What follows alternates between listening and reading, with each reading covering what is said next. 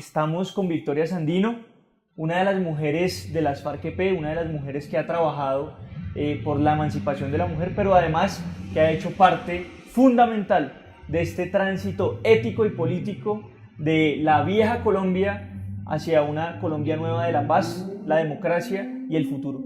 Lo primero que queremos un poco explorar en una conversación que queremos que sea lo más humana posible y lo menos acartonada posible, como debe ser la política contemporánea, es qué significa para ti la dejación de armas que se está dando en este momento.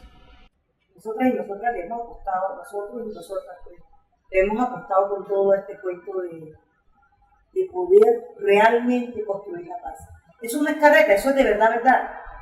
Y todo el mundo le ha apostado, pero también está esa sol, esa amenaza latente, ese temor del incumplimiento por parte del gobierno, porque se ha venido presentando, se ve que hay muchas cosas que no ha cumplido. Entonces, eso también es como un punto ahí que no da ni certezas, que da mucha incertidumbre y que también le cuestiona de manera individual a cada quien. Por lo menos a mí me cuestiona. Nosotros le hemos apostado todo toditico, mejor dicho. Y si se repite la historia, ¿cómo hacer para que no se repita la historia? Es esa contradicción, es esa reflexión, pero también pues está todo lo que hemos sido. O sea, es la historia, los 53 años, es cada uno de nuestros hombres y mujeres que están dejando un momento atrás, un momento que fue tan duro, tan difícil, pero que también también es de hermandad, es de solidaridad, de sororidad, es de unidad, es de fortaleza. ¿Cuál crees tú que sea el principal temor que pasa por la cabeza y por el corazón de buena parte de los guerrilleros de las FARC, que bueno, en su gran mayoría ya han dejado las armas, pero se aprestan a un momento de tránsito que no solamente es político, sino que es un tránsito humano, es un tránsito vital de los guerrilleros? ¿Cuáles crees que son esos temores, los miedos, las incertidumbres que hay? Yo creo que el principal cuestionamiento que tiene cada una y cada uno de nosotros y nosotras es la seguridad. Ni siquiera el tema porque la gente nuestra está acostumbrada a trabajar y va a trabajar y va a seguirlo haciendo. O sea, la gente nuestra está acostumbrada a pelear. Y pelear no es únicamente con las armas. Pelear es luchar, es meterse, es comprometerse, es meter la vida, mejor dicho, el alma, es meter todo. Pero el principal temor es la inseguridad. Ahora, otra cosa es la nostalgia. No la nostalgia del arma como tal, es la nostalgia de lo que somos, de nuestra propia humanidad. El fin del conflicto armado se dio hace rato, ya el fin del conflicto armado entre las FARC y el Estado colombiano se dio hace rato, pese a las mentiras que todos los días algún sector político propaga. Pero, digamos, pongamos en esa balanza esas dos componentes que tú nos das.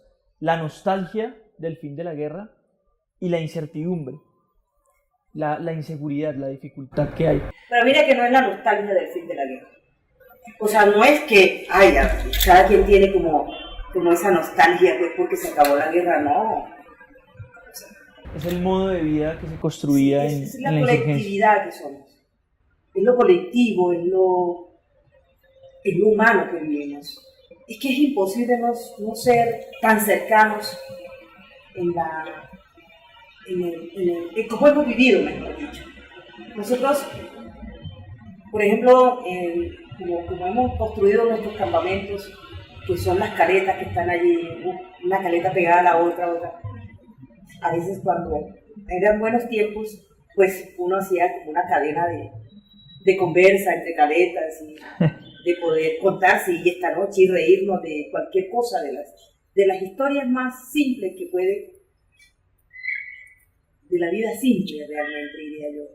Esa es la nostalgia, de la solidaridad, de lo que me pasó en tal parte, de lo que le pasó al otro, de cómo sufrimos, de cómo sentimos, de cómo reímos y cómo gozamos. Esa es la nostalgia. Digamos que uno poniéndose a pensar en las visitas que podemos hacer en las zonas veredales transitorias, o en las que por lo menos yo he podido realizar, uno se encuentra efectivamente con esos componentes. Es decir, hay una palabra que describiría el modo de vida que se construyó en la insurgencia, y es la solidaridad, vínculos de solidaridad que construyeron vínculos de familia, vínculos de comunidad, y en última esa comunidad produjo una nueva subjetividad, es decir, una producción de personas que se forjaron diferente a como seguramente la gran mayoría de colombianos y colombianas se han forjado en un contexto y un mundo bien diferente al mundo de la guerrilla. Y en ese contexto uno piensa que es muy lamentable que se haya configurado lo que se ha venido configurando alrededor del cumplimiento de los acuerdos. Un incumplimiento sistemático frente a muchos puntos y un escenario que es muy difícil y se percibe en las zonas veredales, se percibe con los guerrilleros. Pero, ¿cómo debió haber sido ese proceso? Es decir, ¿cómo debíamos haber estado en este momento? ¿Cómo te imaginas que debió haber sido este momento del fin de la dejación de armas? Yo imaginaba esto como una fiesta. Pues yo pienso que tiene que ser una fiesta. Aún pienso que tiene que ser una fiesta. Y sería una fiesta si, por ejemplo, la gente nuestra que está en cárcel, ni siquiera ellos sabían. Eso sería una gran fiesta. Pero mira que yo no he podido ir a muchas zonas veredales, pero pude volver después de tanto tiempo, bueno, de 4 años y tanto, 4 años y medio, a la zona de la cual podría decir que salí, que era del lado del central, que está en Esplanadas. Y verme con la gente, eso fue una cosa impresionante. Abrazarnos con la gente, con las compañeras y los compañeros. Mirar la esperanza que tienen, bueno, sí, vamos a seguir peleando, vamos a seguir luchando, vamos a construir esto juntos, pero también, lo que te digo, es que es muy complejo, es muy difícil sentir lo que está ocurriendo, porque sería distinto si hubiese más certeza, si hubiese un compromiso real del gobierno, no solamente del gobierno, de todo el Estado, de las cortes, del sistema de justicia, del legislativo, del ejecutivo, o sea, de todo el Estado, de todo el poder. Y de la sociedad colombiana. Y de la sociedad colombiana, por supuesto. De la gente quienes han vivido esta guerra y quienes no la han vivido todavía, y que ojalá nunca la vivan. Eso sería otra la actitud, yo creo. ¿Cómo crees que podríamos cambiarle la cara a este tiempo? No solamente para las FARC, sino para que signifique lo que en últimas se intentó producir en los acuerdos de paz. Es un cambio de época para la sociedad colombiana, un cambio de época para el país, un cambio de época para las instituciones, pero también un cambio de época para un país pues, que obviamente ha estado amasado por la violencia, muchísimo más allá inclusive de los 53 años de lucha guerrillera de las FARC, mucho más allá inclusive de la violencia liberal conservadora, digamos, que surgió después del asesinato de Jorge Eliezer Gaitán, es decir, de un país que no ha podido construir un Estado de derecho democrático. ¿Cómo cambiarle la cara a este tiempo? Nosotros y nosotras hemos estado acostumbrados a las dificultades y no son las primeras que se nos han presentado, es que siempre la hemos tenido y yo creo que siempre la hemos sabido enfrentar y hemos salido avante y creo que este tema de las dificultades que enfrentamos ahorita ahora son más colectivas, porque no solamente nos pertenecen o las tenemos en la organización, en las FARC. No es un asunto de que el gobierno le cumpla o no le cumpla a las FARC. Es un asunto de que el gobierno y el Estado y la institucionalidad le cumpla a un país, pero le cumpla también a toda esa sociedad y le cumpla también a la comunidad internacional, al mundo entero, porque no es cualquier acuerdo que hemos logrado. O sea, yo sí creo que ese quiebre a la historia definitivamente se ha dado y es para bien. Hay una etapa de lo que seguramente el país va a vivir de aquí en adelante, que es muy importante, y es, se cierra por lo menos un pedazo de ese capítulo de la violencia política, tal vez no se cierra definitivamente, pero inevitablemente el acuerdo de paz de La Habana va a significar una clausura de la violencia política, con por lo menos un paso al frente de parte de la insurgencia de las FARC. Y hay una serie de violencias en las cuales, que de alguna manera comienzan a ser cada vez más fuertes y cada vez más fijas y cada vez más evidentes en la sociedad colombiana. Colombia es uno de los países donde más se cometen feminicidios al año. Colombia es uno de los países en donde más hay violencia contra la mujer de todo tipo. Y lo que mucha gente no esperaba, porque hay toda una mitología de guerra que se construyó alrededor de las FARC, obviamente para construir una suerte de demonio, de enemigo social, pero mucha gente no esperaba que del seno de las FARC saliera la bandera del feminismo, y un feminismo emancipador y un feminismo que de alguna manera se inserta en un debate que es muy actual, que es el debate por la emancipación de la mujer, por la liberación en buena medida, pero también que se inserta en un momento muy difícil, porque es una violencia que cada vez es menos aceptada por fortuna en nuestra sociedad, pero que sigue existiendo y que sigue allí, anquilosada en el núcleo. Y sigue muy fuerte. Muy fuerte. Y aumentando cada vez. Entonces, ¿cómo es decir, de qué manera se configuró esa participación de la mujer en las FARC y cómo emerge ese feminismo al interior de las FARC y hacia la sociedad colombiana? Pues esa es una de las cosas más bonitas que yo creo que hemos tenido oportunidad de construir. Estaba leyendo, ahorita no hace mucho, un artículo que escribió Gabriel Ángel del aniversario de muerte del año pasado del camarada Alfonso Cano. Y entonces, es que hablando con él, yo le contaba un debate que tuvimos con el camarada, o debate no, una discusión por otras razones, pero que llevaban justamente a eso, al tema de las condiciones de las mujeres en la organización. Y de mi rebeldía, pues, ante esa no igualdad real en la organización. Y entonces fue muy bonito como, por ejemplo, el camarada Alfonso, que en ese momento no era el comandante pues, de las FARC, pero sí era el integrante del secretariado y uno de los comandantes y camaradas más importantes de la organización. Eso fue por allá en el año 2000. Y hablamos, él me decía, sí, tiene toda la razón. Ustedes tienen que luchar, pero eso lo tienen que hacer ustedes. Lo que tienen es que saber hacerlo. Pues yo creo, pues ¿por qué? Porque yo le he hecho una pataleta, mejor dicho, por el tema de las mujeres en la organización. Y entonces yo creo que nosotras hemos aprendido cómo hacer esta lucha. Porque somos unas mujeres, o sea, somos sujetas políticas en la organización. Tenemos voz y voto, porque podemos participar, discutir. Claro, hay unos niveles que no son tan iguales, aunque en nuestra vida fuimos, pues la guerra nos igualó mucho, ¿no? Porque no había manera de ser distinta, diferente. La guerra llega, combate, tienen que correr, tienen que lanzarte, tienen que tirarte, tienen que cargar. Hay que hacer de todo igualito, eso no es por diferencia. Pero yo creo que nosotras, esa fortaleza que tenemos como mujeres insurgentes, pues también nos dio las herramientas. Teníamos que conocer un poquito más, teníamos que saber hacerlo, saber cómo plantear esta lucha. Y creo que la hemos sabido plantear. Dentro de esa, digamos, de esa dinámica que han construido alrededor de ese feminismo que surge, digamos, del contexto más cruento y más difícil de la lucha guerrillera, tanto en la dinámica de vivencia interna del cotidiano vivir como de la guerra misma, en donde históricamente, y eso ha sido, digamos, de una de las prácticas tal vez más fuertes y más bárbaras del machismo y de la construcción de patriarcado, que es tener a la mujer como trofeo de guerra.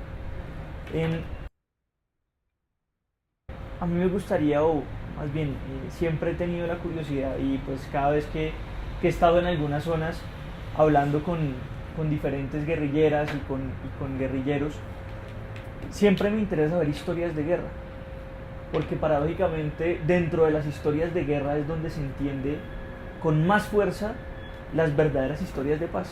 Y usualmente las historias de guerra tienen que ver mucho con cómo llega una persona a la guerrilla, por qué se vinculó o cómo se vincularon determinadas personas que posteriormente fueron asesinadas. Hay historias de guerra que son muy fuertes, pero que ayudan muchísimo a comprender lo que ha significado el conflicto armado en Colombia y lo que de alguna manera ha significado la barbarie de la guerra y la humanidad que hay también detrás del conflicto. Y tú has hablado mucho de una persona que fue muy importante, que es Laura. Lo has hablado en muchas entrevistas, en muchos lugares, y creo que por lo menos en el caso de muchas personas que lo hemos escuchado y que nos ha conmovido, sabemos que Laura es una de esas historias, es una de esas historias que deben ser contadas. ¿Cuál es esa historia? O sea, Laura condensa lo que es una mujer guerrillera. Laura era una chica joven, alegre, extremadamente activa, de una fortaleza, de una inteligencia así toda, y sobre todo de un compromiso absoluto y de unos sueños. Entonces ella, todo era en función de cómo ayudar a la gente, de cómo construir conjuntamente, de este proyecto que estamos haciendo. Y estamos en las peores condiciones de la confrontación, y Laura salía con algo distinto, como algo esperanzador, como que esto es pasajero.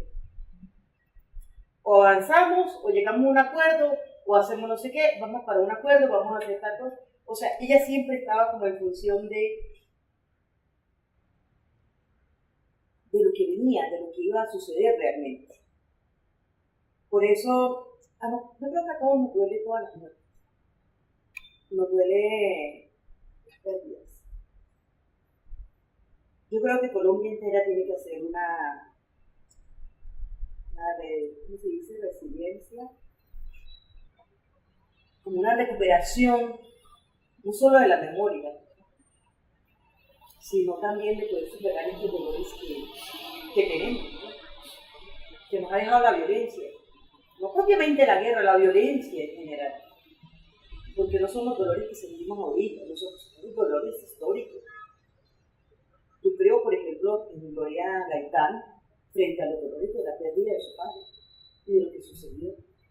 Pero también creo en los dolores de esas masacres de los familiares, de esas masacres que produjo el paramilitarismo a lo largo de esta confrontación, de décadas 80, 90. Creo en todos esos dolores, y lo peor aún es que yo creo que esos dolores todavía están ahí, como el dolor que sentimos todos nosotros y nosotras por la pérdida de Alfonso Carlos y de todos los camaradas, o los compañeros y compañeras que conocimos a Laura y que compartimos con ella. Entonces, es eso, ¿no? Laura es esa mujer guerrillera que lo entregó todo, que asumió todo, que tuvo una hija, que amaba profundamente a su hija, pero que ella entregó a su hija y siempre le hizo saber a ella que la amaba infinitamente, desde chiquita. La bebé, cuando Laura murió, la niña tenía 5 años. Y siempre hablé con ella y ella se acuerda perfectamente de su mamá. Y ella la tiene tan nítida como es. Entonces uno dice, pues eso era Laura. Era una joven rebelde, bastante rockera, muy alegre, muy bailarina, muy risueña, impresionante. Esa sí era una mujer excepcional. ¿Qué país te imaginas dentro de 10 años? Pues un país que no tenga, un país que esté construyendo su futuro. donde los campesinos y las campesinas, donde los pueblos indígenas, donde el pueblo negro tenga, viva en dignidad, con dignidad, un país con dignidad, donde las mujeres no se violenten, donde realmente seamos sujetos políticos reales, que podamos incidir en la vida nacional, que podamos hacer política de manera abierta, en igualdad de condiciones que los hombres. Un país más justo, definitivamente, y en paz. Esa es en parte el dibujo de la nueva Colombia de la cual las FARC han hablado durante mucho tiempo. Yo creo que sí. Y ¿sabe qué es lo más importante? Que yo creo que es que nos toca, o sea, que es entre todos y entre todas. Y sobre todo que tenemos mucha esperanza. Yo por lo menos tengo mucha esperanza en la juventud. Yo siento que la gente joven, las muchachas, los muchachos, tienen esa rebeldía que siempre estaba allí. Y yo creo que ahora es el momento de que aflore. Y con esa muchachada vamos a estar. Y sobre todo vamos a estar las mujeres y vamos a estar las farianas y los farianos. En el partido que, mejor dicho, le vayamos a construir, el nombre que le pongamos, ojalá sea un nombre muy bonito, vamos a estar allí con esa juventud. Que pienso que tiene que imprimir mucha verdadera. Por último, para finalizar ya, hay un pedazo de Colombia que sencillamente no cree en este proceso, que la acostumbraron a no creer no solamente en las FARC, sino a no creer ni siquiera en la democracia y en lo más básico del pluralismo político y en la posibilidad de transitar a través de la paz hacia la promesa del Estado Social de Derecho, que es un poco lo que con muchas dificultades se ha intentado construir desde 1991, pero en realidad nunca se ha logrado consolidar. ¿Qué decirle a esa gente, a ese país que de alguna manera construyó el no, cómo de alguna manera llegarles al alma y decirles esto es en serio y esto es importante y esto no tiene nada que ver con si usted es de tal o cual religión, tiene tal o cual orientación sexual, sino que esto tiene que ver con la construcción de lo que somos, de ser colombianos? ¿Qué decirle a esa gente? Yo creo que nos tenemos que dar tiempo. O sea, yo creo que esa gente, que a pesar de que en el no fue mayoría, una mayoría bastante reñida, pero mayoría, hay que darle tiempo. Porque precisamente por lo que tú dices, porque esa gente le han sembrado tanto odio, le han sembrado incluso tanto desprecio por lo propio, que hay que dar tiempo a que transite otra idea, que se escuchen otras voces, que nos podamos reconocer, incluso reconocer en los errores cometidos de cada quien.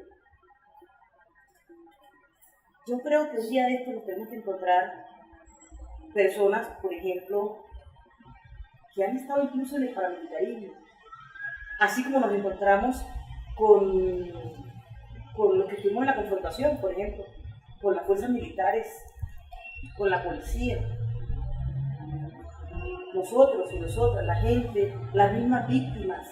Las víctimas son las que están dando el mejor ejemplo en este país. Las víctimas, es increíble, las víctimas son las que están diciendo, no nos interesa los odios, nos interesa recuperarnos, nos interesa el resarcimiento, les interesa que no se repita este ciclo de violencia. Eso es lo que las víctimas están pidiendo. Y claro, justicia y verdad. Y creo que ese es el mejor ejemplo. Entonces, a esas personas que no han creído hasta ahora en esto que estamos logrando, yo creo que hay que darle primero un poco de tiempo para que sus corazones, sus almas y sus sentimientos puedan experimentar otro sentimiento distinto. O sea, el sentimiento de la reconciliación, el de la paz, el de querer el bienestar de toda la gente. Esa oportunidad nos la tenemos que dar todos y todas. Y el de querer transformar la realidad de este país de manera conjunta, de todo el mundo. Tiene que ser un esfuerzo de todo el mundo, porque de lo contrario, pues, sería un país dividido, sería un país lamentable, realmente, lamentable. Y no es que no tengamos divergencia, o sea, no es que no sigamos luchando por los ideales, no es que no podamos pensar distinto, pues de eso se trata, eso es lo que queremos profundizar, que usted puede pensar como quiera, pero yo también tengo derecho a pensar como quiera. Nos tenemos que encontrar en lo que interesa a la mayoría, a la nación, a lo que le hace bien a la gente, independientemente de nuestros pensamientos y nuestras creencias, de nuestros colores de piel, de nuestros intereses. Yo creo que eso es lo que tenemos que tratar de construir en esta etapa, y con todo el mundo, incluyendo a esa gente. Yo confío en que así sea. Así va a ser, seguramente. Yo sinceramente confío. Así va a ser, yo también lo creo. Para finalizar, hay una frase muy bella de Eduardo Galeano que dice que somos lo que hacemos para cambiar lo que somos. Yo creo que con todas las dificultades que está viviendo este tiempo Colombia, aquí va a haber un cambio de época por eso. Porque en últimas la transformación de cómo la gente en este país percibe la realidad se va a dar por un hecho que está ahí contundente.